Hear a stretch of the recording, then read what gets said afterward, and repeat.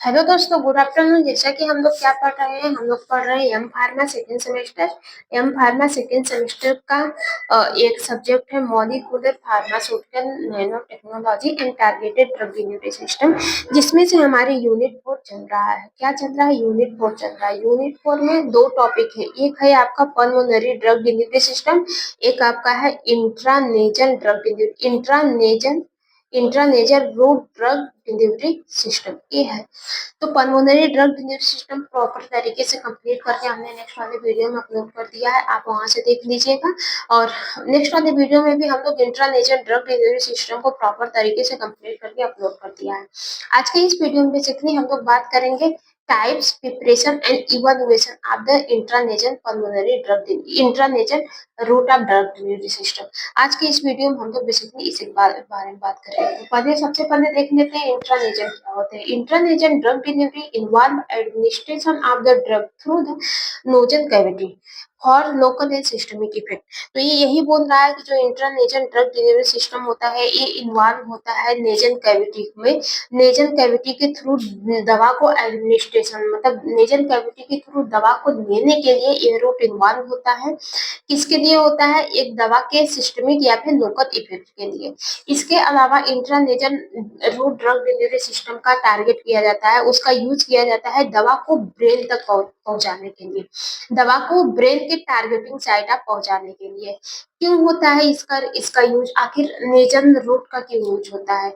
Nasal अगर नाक के थ्रू हम लोग कोई भी दवा कोई भी अगर पानी चल जाए तो देखो कितना बहुत अजीब सा लगता है, क्योंकि आंख से पानी वगैरह आती है। हम लोग नेजल के थ्रू दवा को लेते हैं, तो क्यों लेते हैं भाई? रैपिड एब्जॉर्प्शन, क्योंकि नेजन के पास क्या होता है? रैपिड एब्जॉर्प्शन होता है। बाईपास फर्स्ट पास मेटाबॉलिज्म, ये बाईपास करता है फर्स्ट पास मेटाबॉलिज्म को। Non invasive route of the administration, ये एक टाइप का non invasive route of the administration.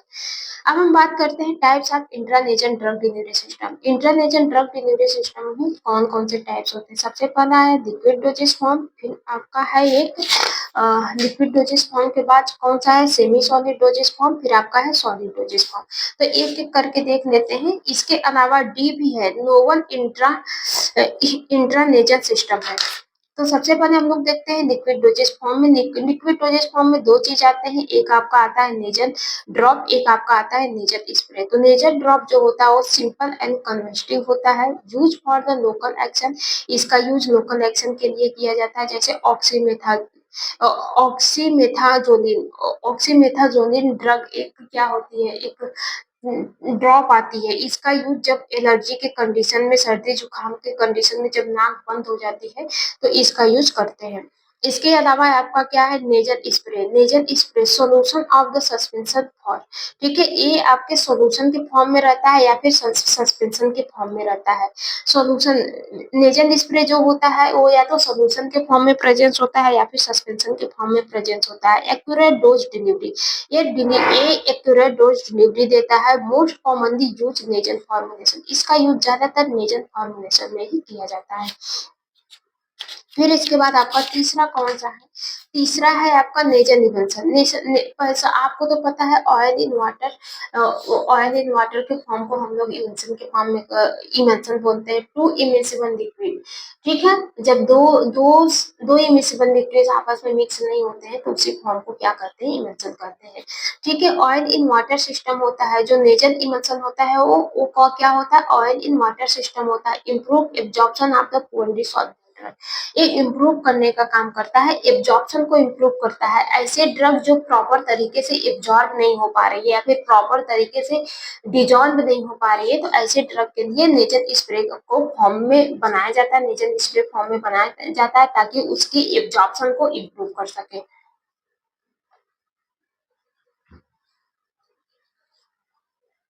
ठीक है, बात समझ में आ रहा है? फिर इसके बाद आपका कौन सा है? Semi solid doses form.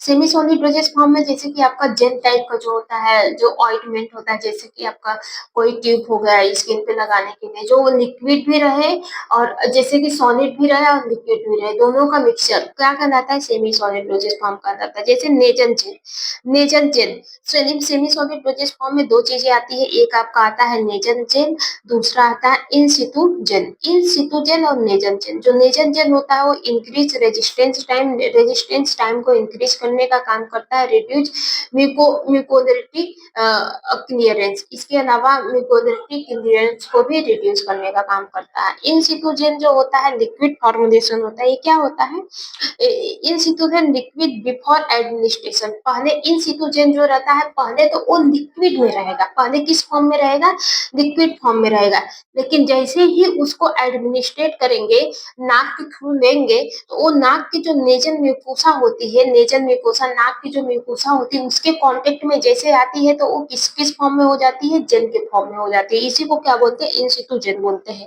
जैसे liquid before administrate gel formulation after contact with the nasal mucosa, तो यही कह रहा है कि जो लिक्विड होते हैं वो तो एडमिनिस्ट्रेशन के पहले वो लिक्विड फॉर्म में रहती है, जो इन सितु जेल होते हैं एडमिनिस्ट्रेशन मतलब किसी भी पेशेंट को देने से पहले लिक्विड फॉर्म में रहती है, लेकिन जैसे आप पेशेंट को देते हैं तो पेशेंट के नाक के म्यूकोसल कांटेक्ट में आती है तो वो जेल में कन्वर्ट हो जाती है।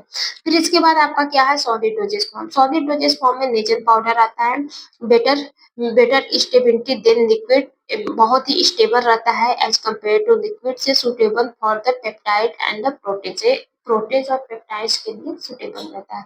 तो दोस्तों हम नेक्स्ट वाले वीडियो में पढ़ेंगे novel intra nasion drug delivery, novel intra nasion system के बारे में, जो कि ये भी थोड़ा सा लेंथी है, ठीक है, इतना सारा है, तो हम इसको नेक्स्ट वाले वीडियो में पढ़ेंगे। तो दोस्तों आज के लिए इतना ही, आई होप आपको समझ में आया होगा, बाकी जिन किसी को भी नहीं समझ में आया वो कमेंट करके पूछ सकता है, मैं रिप्लाई देने की पूरी कोशिश करूंगी।